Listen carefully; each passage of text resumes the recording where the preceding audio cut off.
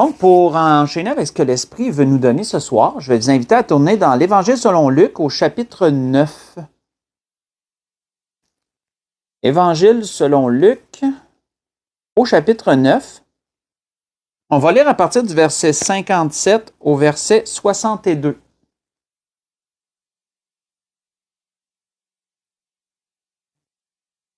Verset 57 au verset 62.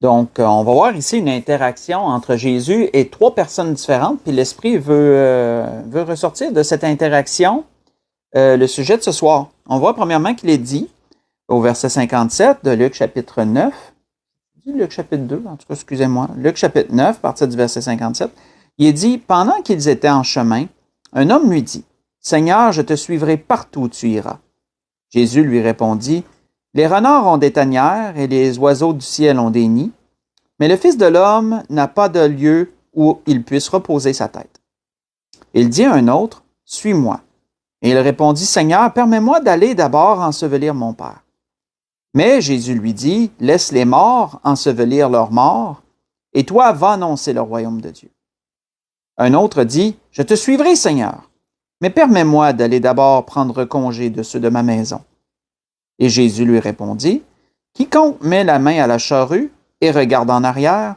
n'est pas propre au royaume de Dieu. » On va arrêter ici. Donc, comme je le mentionnais en introduction, ici, nous voyons une interaction entre Jésus et trois personnes. Et nous voyons trois réactions différentes face au Seigneur. On voit premièrement la première personne. La première personne, on voit qu'elle, avec audace, avec d'entrain, a dit au Seigneur d'emblée comme ça, « Seigneur, je vais te suivre partout où tu vas aller. » Hein, c'est assez audacieux, ce genre de propos-là, de déclaration-là, on pourrait dire que c'est assez audacieux. « Seigneur, je vais te suivre partout où tu iras. » Ça fait penser, moi, quand je commençais à méditer sur ces choses, ça m'a fait penser tout de suite à Pierre. Si vous voulez le prendre en note, dans Luc 22, verset 33, souvenez-vous quand Pierre a dit au Seigneur, « Seigneur, il dit, je suis prêt à aller avec toi à la mort, pas de problème, je suis prêt à mourir pour toi, Seigneur. » Puis même dans le même contexte, Pierre dit, quand le Seigneur a dit, je vous l'annonce, je serai en scandale pour plusieurs. Pierre avait dit, ben Seigneur, pour moi, tu ne seras pas en scandale. C'est un peu avec le même type d'audace que cet homme-là a dit, Seigneur, je vais te suivre partout où tu vas aller. Et on voit que le Seigneur a répondu à cet homme en lui disant que de s'engager pour le Seigneur n'était pas chose à prendre à la légère. Que de s'engager à suivre le Seigneur allait avoir de l'impact sur ta vie. C'est quelque chose qui change la vie, c'est quelque chose qui te demande de l'adaptation, qui va te demander comment je pourrais dire, de modifier ton comportement, de modifier ta vie en fonction du Seigneur. Et c'est pour ça que Jésus a dit que les renards avaient des tanières et les oiseaux des nids, mais il dit le Fils de l'homme n'a pas de place où reposer la tête. Donc, me suivre, là, pense pas que ça va être un champ de roses avec un buffet 5 étoiles, puis les hôtels à tous les soirs pour dormir. Et autrement dit, me suivre va demander beaucoup de sacrifices. Donc ça, c'est le premier. On voit le troisième, je vais sauter au troisième, on se garde le deuxième pour le dessert.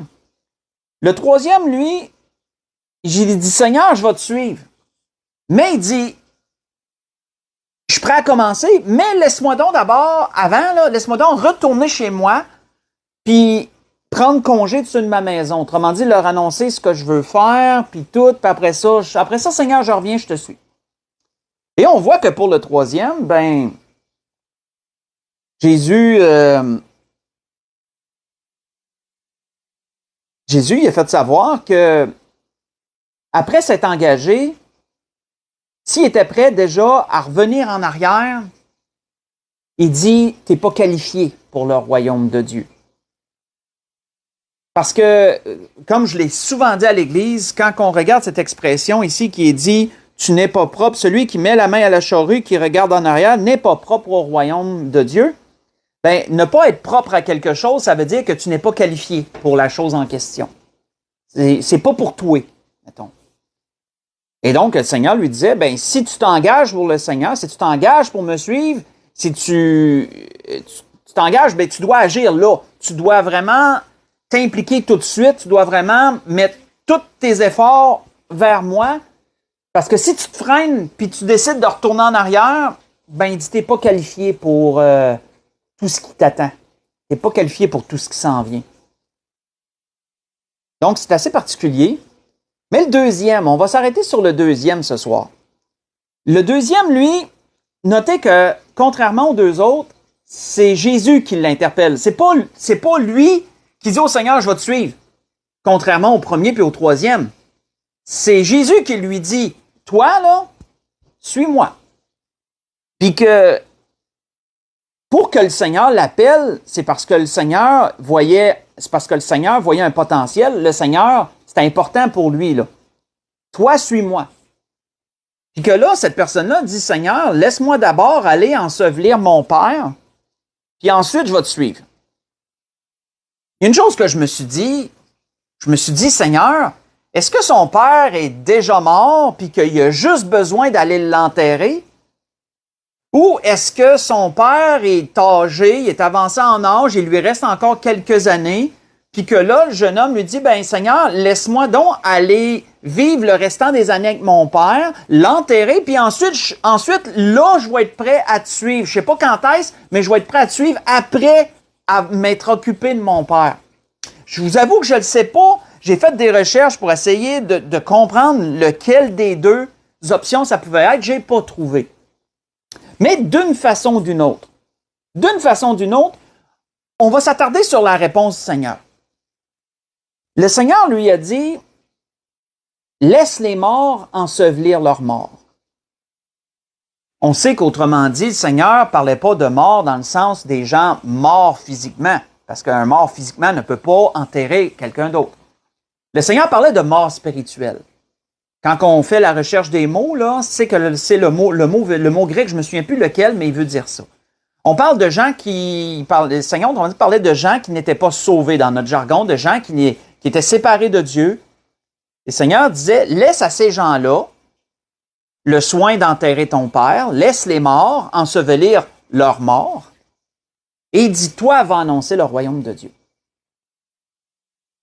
Mais l'attitude de ce jeune homme, de vouloir s'attarder sur son père avant de suivre le Seigneur, avant de répondre au commandement, nous amène une morale, je vous dirais, importante. C'est dans cette morale l'Esprit veut nous conduire ce soir.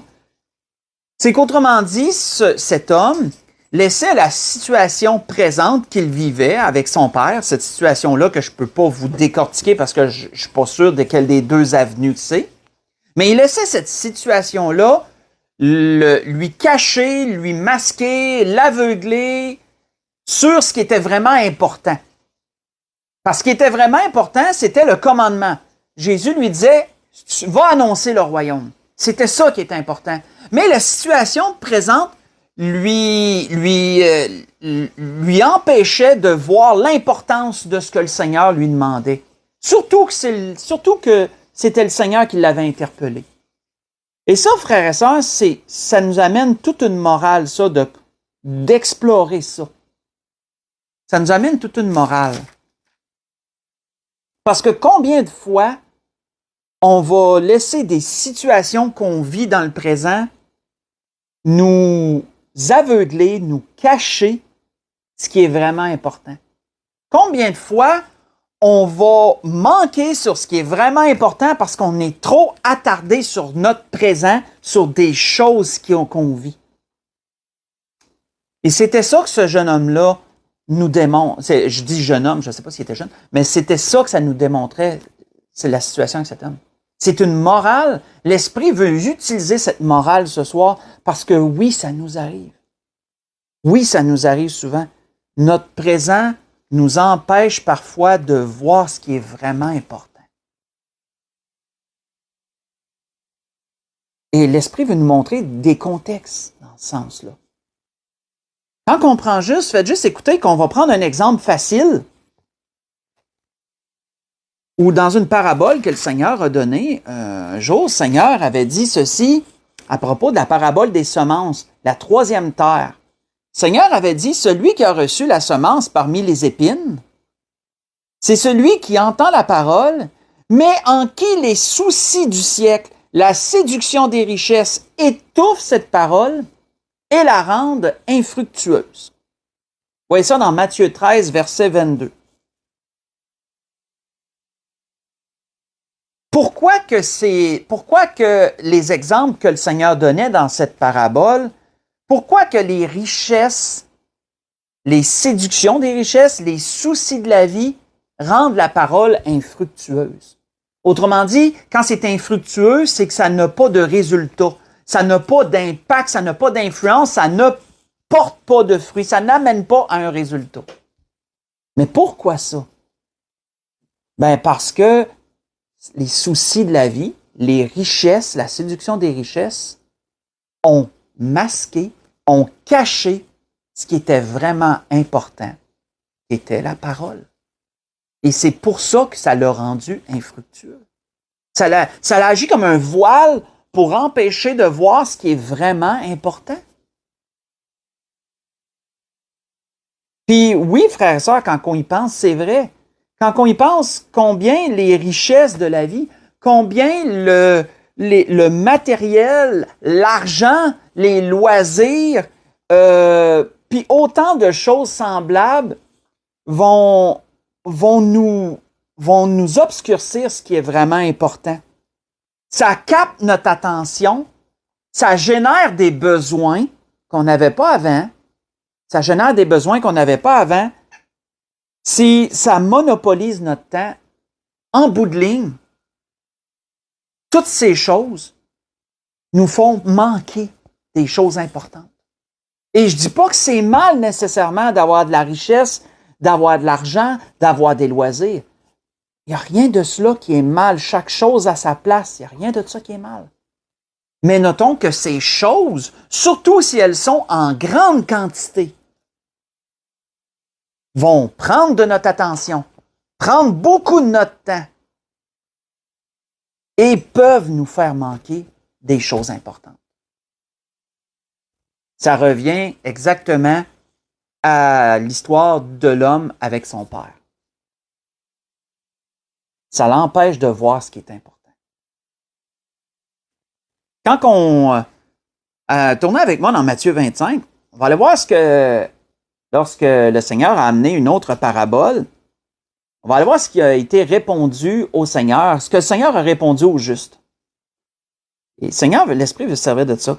Dans Matthieu chapitre 25, si on lit à partir du verset 37, qu'est-ce que le Seigneur a répondu au juste? Parce qu'on sait que dans cette parabole, il y a les justes, il y a les injustes. Puis le Seigneur va dire quelque chose aux justes. Et ce sont des exemples de choses qu'on peut manquer. Parce qu'on est trop pris par notre situation présente dans notre vie. Trop pris dans nos richesses, trop pris dans nos loisirs, trop pris dans nos passe-temps, dans notre travail, peu importe.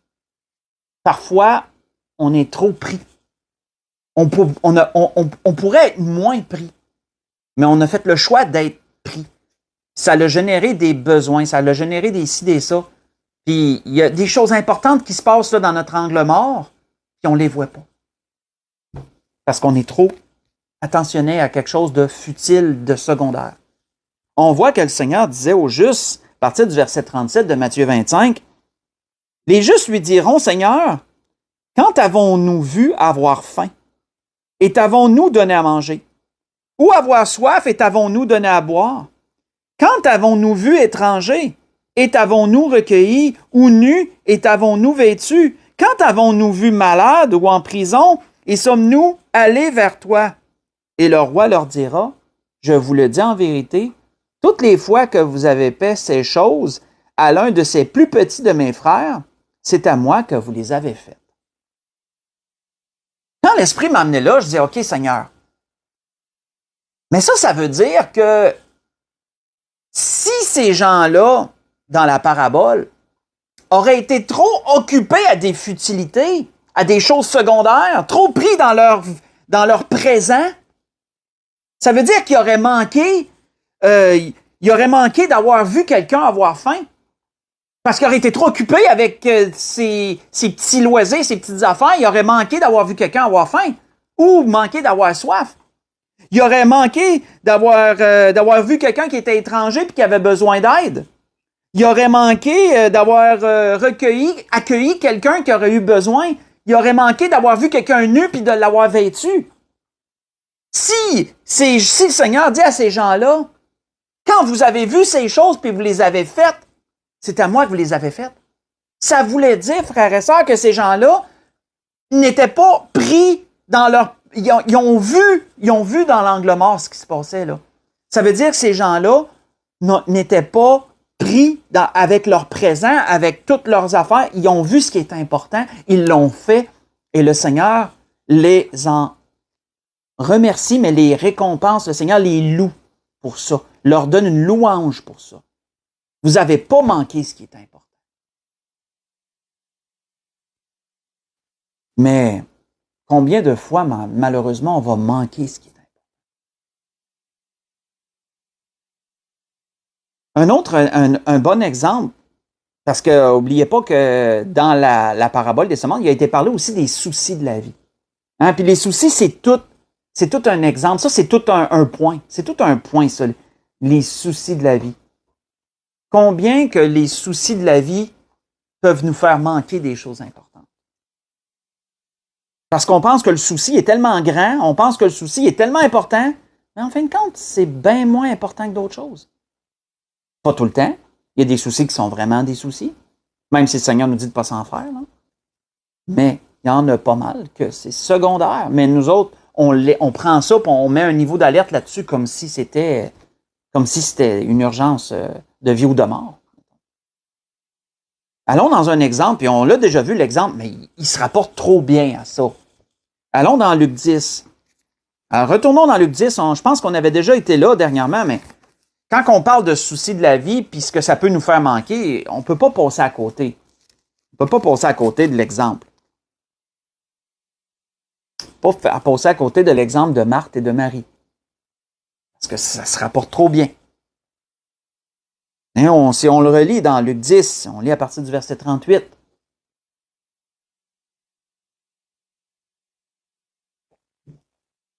Où il est dit, comme Jésus est en chemin avec ses disciples, il entra dans un village. Et une femme nommée Marthe le reçut dans sa maison. Elle avait une sœur nommée Marie, qui s'étant assise aux pieds du Seigneur, écoutait sa parole. Ça veut dire que Jésus avait commencé à parler. Ça veut dire que Jésus avait commencé à donner des enseignements. Si elle écoutait sa parole, ça ne veut pas dire que Jésus était assis là, puis qu'il attendait, puis qu'il ne disait pas un mot. Elle écoutait sa parole. Ça veut dire que Jésus s'était assis, puis il avait commencé à parler du royaume, il avait commencé à annoncer la bonne nouvelle, à donner de ces beaux enseignements que lui seul était capable de donner, dans tout ce qu'il donnait. Marthe, elle, était occupée à divers soins domestiques, survint et dit, « Seigneur, cela ne te fait-il rien que ma sœur me laisse seule pour servir? Dis-lui donc de m'aider. » Et non seulement elle a interrompu le Seigneur pendant qu'il parlait, ce qui est déjà impoli en soi, parce que pour elle, c'était vraiment important de dire, regarde, j'ai besoin d'aide. Puis Marie, elle peut m'aider. Mais on sait que le Seigneur lui a dit, répondit, Marthe, Marthe, tu t'inquiètes et tu t'agites pour beaucoup de choses. Une seule chose est nécessaire. Marie a choisi la bonne part qui ne lui sera point ôtée. Pourquoi? Parce que dans son bon vouloir, puis c'était pas de la mauvaise volonté, c'était comme je l'ai déjà dit, on peut voir que cette femme-là avait le désir que tout le monde soit à l'aise, puis que tout le monde manque de rien, que le repas soit prêt à l'heure, que dans le fond, de recevoir avec toute la bienséance qui peut se donner, mais avec toutes ces choses-là qui sont présentes, qui la prenaient tellement, à manquer ce qui est important. Jésus est en train d'enseigner, Et Jésus n'avait jamais exigé qu'elle le serve maintenant, qu'elle lui donne à manger maintenant. Personne ne s'était plaint de rien, mais Jésus était en train d'enseigner et donc elle aurait pu tout mettre ça de côté, puis elle aussi prendre le temps de s'asseoir et écouter, puis ensuite faire ensuite préparer les choses par la suite. Ça aurait été comprenable. Mais elle s'est tellement laissée prendre par ses inquiétudes et par les choses présentes qu'elle a manqué ce qui est important. Et ça, frères et sœurs, ça m'a encore là, quand je méditais là-dessus, l'Esprit m'a amené dans un bon exemple, un autre exemple, puis je ne l'avais pas vu comme ça, mais oui, on peut le prendre dans ce sens-là aussi. Faites juste écouter. Une autre parabole, quand le Seigneur a parlé de la parabole du grand repas, qu'est-ce qui est dit à propos de gens qui avaient reçu l'invitation? Il est dit à l'heure du repas, il envoyait son serviteur, le roi envoyant son serviteur, dire aux conviés, venez, car tout est déjà prêt. Mais tous unanimement se mirent à s'excuser. Pourquoi se sont mis à s'excuser? Le premier dit, j'ai acheté un champ, je suis obligé d'aller le voir, excuse-moi, je te prie. Un autre dit, j'ai acheté 5 paires de bœufs, je vais les essayer, excuse-moi, je te prie. Et un autre dit, je viens de me marier, c'est pourquoi je ne puis aller. Ces exemples-là que je viens de vous lire, vous les voyez dans Luc 14, j'ai lu à partir du verset 17 au verset 20. Mais ces 3 exemples-là, quand on les regarde, frères et sœurs, c'est encore des inquiétudes, c'est encore des choses qui font manquer le principal. Cet homme-là qui voulait aller voir son champ n'allait pas changer de place. Mais dans sa vie présente, dans sa situation présente, il venait d'acheter un champ puis il s'est dit, regarde, ça peut pas attendre à demain. Ça l'aurait pu attendre à demain, mais non, ça peut pas attendre à demain. Je vais aller le voir. Le repas, c'est une chance unique. Il manquait ça pour aller voir son champ qui bougera pas de place puis qu'il aurait pu aller voir demain. Voyons-nous qu'il manque infiniment plus important parce qu'il est trop pris dans ses petites affaires présentes. Même chose pour celui qui a acheté ses paires de bœufs. Il avait juste à amener ces bœufs-là, il avait juste à les amener dans son étable, puis le lendemain, aller les essayer. Je suis sûr qu'il n'y avait pas une date d'expiration, là. Mais c'était là, il fallait que ça se fasse. Même si ça aurait pu attendre, non, c'était là, il fallait que ça se fasse. Puis on va manquer le plus important. Puis celui qui venait de se marier, ben, il aurait pu retarder je sais pas si dans ce temps-là, il faisait des voyages de noces, je pourrais pas dire, mais il aurait pu attendre au lendemain. Il aurait pu dire, hey, on va aller à cet excellent repas-là, qui est une chance dans une vie, puis après ça, on ira passer notre nuit de noces ou autre. Mais non. Et ça, frères et sœurs, c'est des bons exemples, comme Marthe, mais qui nous démontrent toujours que combien de fois on va manquer ce qui est important pour des affaires qui sont futiles, qui sont secondaires. Tu sais, quand je méditais là-dessus, je me disais, oui, combien de fois qu'on va manquer des occasions, mettons, d'aller à l'Assemblée, parce qu'il y a des affaires qui surviennent, puis pour nous autres, il faudrait que ça s'aille fait là, ça peut pas se remettre, mais pourtant, ça pourrait. Mais on se dit, non, ça va être là, je vais manquer mon Assemblée, j'irai la prochaine fois, je vais faire ça là. Mais pourtant, tu aurais pu mettre ça de côté, puis aller à l'Assemblée, puis le faire après. Ou tu aurais pu remettre un rendez-vous à plus tard, puis dire, je vais aller à l'Assemblée. Ça peut être la même affaire pour une réunion de prière. Combien de fois que il y a des réunions de prière qui s'organisent, puis quelqu'un il va arriver quelque chose en même temps que la réunion de prière, puis la personne va dire, ben, non, regarde, il faut que je fasse ça là. La réunion de prière, une autre fois. Mais pourtant, c'est des choses importantes. Mais ça va devenir secondaire parce que on est trop occupé dans nos affaires présentes, dans notre présent, qui sont parfois des choses futiles, ou même qui sont secondaires. Ça peut être d'aller visiter un malade. Peut-être qu'on aurait une chance d'aller visiter un malade, mais que là, on est en train de faire, puis on se bat. Non, je veux finir ça. Mais pourtant, tu pourrais le mettre de côté, puis prendre l'occasion d'aller visiter quelqu'un qui est malade, puis ensuite compléter. Non, on va le faire là. Tu manques des bénédictions. Tu manques des trésors célestes. Tu manques ce qui est important. Ça peut être la même affaire pour une invitation. Hein? Quelqu'un t'invite à manger ou même aller fraterniser. Puis que, non, tu veux faire une affaire tel soir, on t'a bouclé quelque chose, puis tu pourrais le remettre à plus tard, mais non, je vais le faire là. Mais je vais manquer à la place une occasion de fraterniser, je vais manquer une invitation par quelqu'un. Voyons-nous, frères et sœurs, que des inquiétudes, on en a beaucoup. Sur plein de choses, puis ne sont pas toujours justifiées à leur pleine mesure. Mais on va rehausser le niveau d'importance outre mesure parce qu'on manque l'important. On passe à côté de l'important. Et allons dans un dernier exemple, dans l'Évangile selon Marc, chapitre 9. Allons voir un autre exemple. Dans Marc, chapitre 9, ça va dans un autre sens, mais c'est toujours dans le même sens que ce que l'Esprit nous donne ce soir. Dans Marc, chapitre 9, si on lit à partir du verset 14, après que le Seigneur, quand le Seigneur est monté sur la montagne avec Pierre, Jacques et Jean, que là, le Seigneur redescend. Le Seigneur redescend, mais il se passe quelque chose en bas pendant que le Seigneur n'est pas là. Qu'est-ce qui se passe? Il nous est dit, lorsqu'ils furent arrivés près des disciples, ils virent autour d'eux une grande foule. Dans Marc, chapitre 9, à partir du verset 14. Et des scribes qui discutaient avec eux. Et dès que la foule vit Jésus, elle fut surprise et accourut pour le saluer. Il leur demanda, de quoi discutiez-vous avec eux? Et un homme de la foule lui répondit, Maître, j'ai amené auprès de toi mon fils, qui est possédé d'un esprit muet. En quelques lieux qu'il le saisisse, il le jette par terre, l'enfant écume, grince des dents, devient tout raide. J'ai prié tes disciples de chasser l'esprit, et ils n'ont pas pu. Race incrédule, leur dit Jésus, jusqu'à quand serai-je avec vous? Jusqu'à quand vous supporterai-je? Amenez-le-moi. Et on le lui amena. Et aussitôt que l'enfant vit Jésus, l'esprit l'agita avec violence. Il tomba, se roula par terre en écumant. Et Jésus demanda au Père combien de temps que cela lui arrive-t-il? Et depuis son enfance, lui répondit-il. Et souvent, l'esprit l'a jeté dans le feu et dans l'eau pour le faire périr. Mais si tu peux, quelque chose vient à notre secours. Aie compassion de nous. Et Jésus lui dit, si tu peux, tout est possible à celui qui croit. Et aussitôt, le père de l'enfant s'écria, je crois, viens au secours de mon incrédulité. On va arrêter ici. Là, on peut voir quoi ici?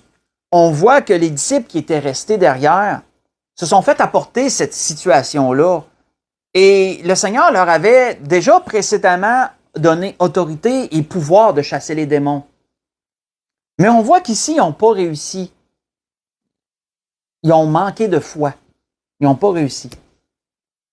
Et cet échec-là a amené toute une ambiance parmi la foule. Cet échec-là a amené toute une situation parmi la foule. Puis c'est pour ça que ça discutait quand Jésus est arrivé. C'est pour ça qu'il y avait des scribes en plus qui ont vu ça. Il y a plein de gens qui ont vu ça. Ça a eu un impact sur la foule, ça. Le Père, devant l'échec, a été rempli, son cœur a été rempli d'incrédulité. Il s'est dit, ils sont pas capables. La foule qui a vu ça a été remplie d'incrédulité envers la puissance de Dieu. C'est-à-dire, Puis quand Jésus est arrivé, là, puis que Jésus a su qu'il n'avait pas été capable de chasser le démon, Jésus était en colère. Pourquoi? Parce que toute cette situation-là allait masquer, allait vraiment obscurcir, allait nuire au témoignage et à la puissance de Dieu. Et c'est pour ça que Jésus leur a dit qu'il a traité ses disciples de race incrédule. Et jusqu'à quand je vais vous supporter? Jésus n'a pas dit ça souvent, c'était des mots durs.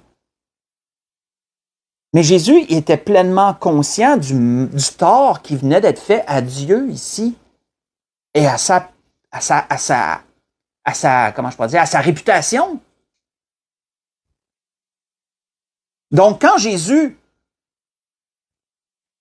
lui-même dit « Amène-le-moi », puis que là, le Père dit « si tu peux quelque chose », oui, on dit « si ».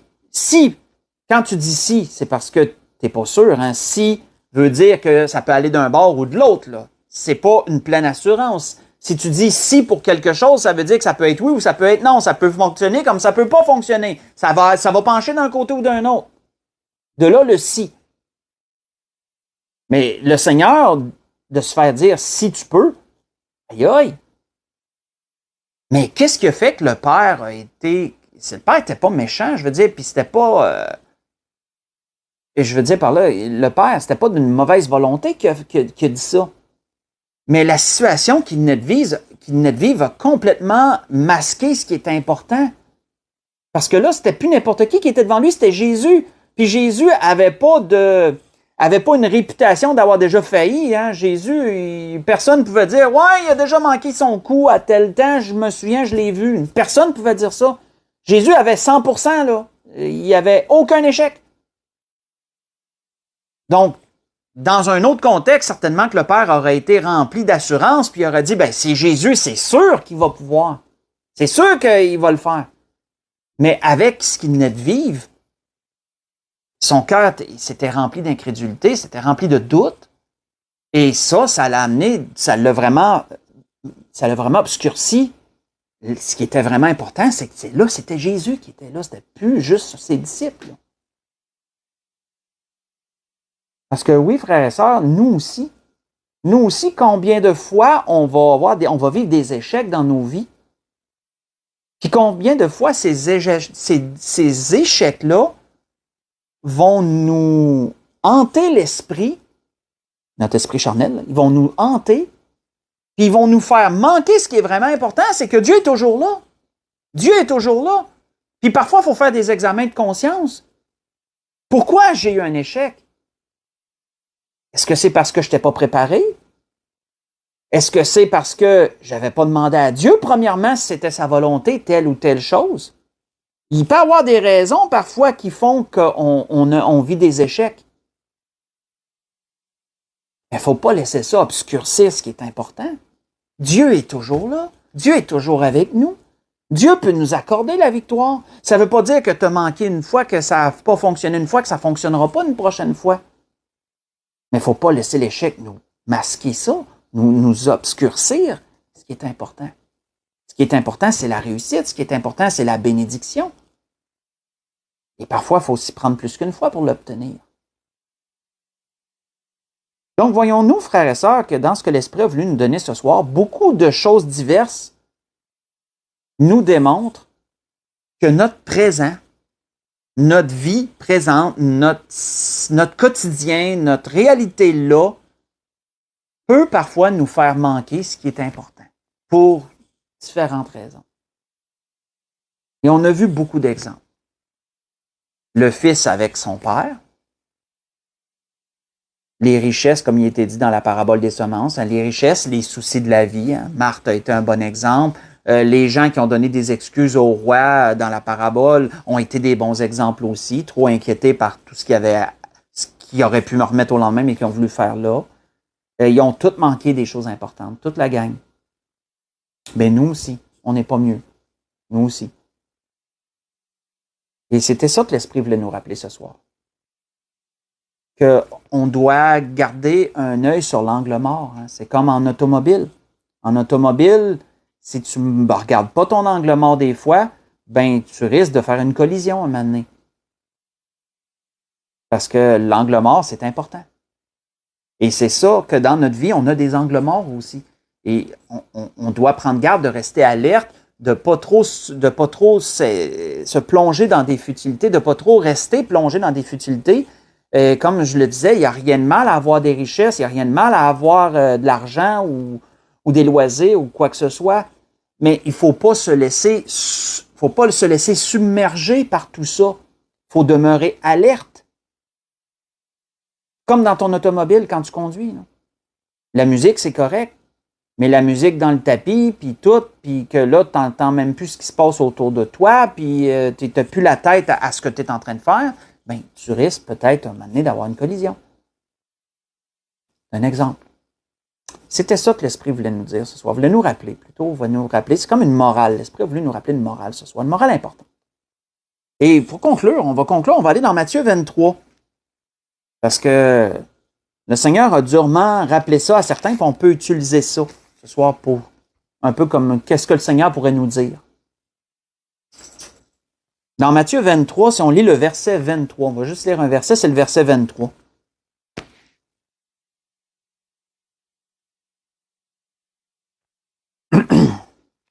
Matthieu 23, le verset 23.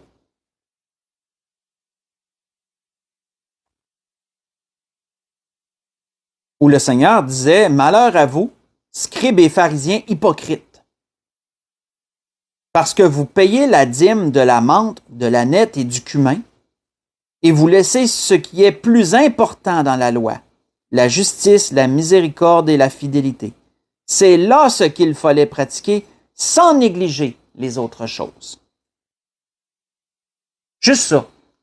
Juste ça, frères et sœurs, nous donne une réponse sur toute la morale que l'Esprit nous a dépeint ce soir. Parce que les scribes et les pharisiens s'attardaient tellement sur les dîmes, puis toutes les sortes de dîmes, mettaient tellement d'emphase à donner toutes ces dîmes-là et à l'exiger des gens qui les donnent, que dans l'angle mort, là, il y avait la miséricorde, dans l'angle mort, il y avait l'amour, dans l'angle mort, il y avait ces choses, et il les manquait toutes. Puis le Seigneur a dit, c'était ça qui était le plus important. Il fallait premièrement s'occuper de ça, mais ne pas négliger non plus tes dîmes. Ça nous donne, frères et sœurs, une bonne réponse que le Seigneur pourrait nous dire aussi. Prends garde à ce qui est important. Puis tu es capable aussi de t'occuper de tes affaires. Mais prends garde à ce qui est important. Et c'était ce que l'Esprit voulait nous dire ce soir. Donc, sur ça, je voudrais vous souhaiter à tous et à toutes un bon restant de semaine. Pour certains, peut-être que les repas des fêtes ont déjà commencé. Peut-être certains vont commencer à se réunir prochainement. Je ne veux pas faire mon rabat-joie. Ce que je vous dis, je vais me le dire à moi-même. Ça ne veut pas dire que c'est le temps des fêtes qu'on peut abuser des bonnes choses. Ça ne veut pas dire qu'on peut abuser de la nourriture ou qu'on peut abuser des breuvages alcoolisés. Souvenons-nous que tout doit être pris avec action de grâce, que tout est bon, mais tout doit être pris avec action de grâce. Et qu'on est quand même capable de passer des belles soirées puis d'avoir du plaisir. Donc, je vous souhaite à tous et à toutes un bon début de temps des fêtes. Que le Seigneur puisse vous accorder des bons moments avec votre famille, parce que souvent, ce temps des fêtes est synonyme de repas familial, ce qui est très bien, ce qui est très, très bien, parce qu'on devrait en avoir plus souvent. Ça ne devrait pas être juste là qu'on en est, d'ailleurs. On devrait en avoir plus souvent. Donc, prenez soin de vous, prenez soin de vos proches, et passez du bon temps avec ceux que vous aimez. Et souvenons-nous des choses importantes, ne manquons pas ce qui est dans l'angle mort.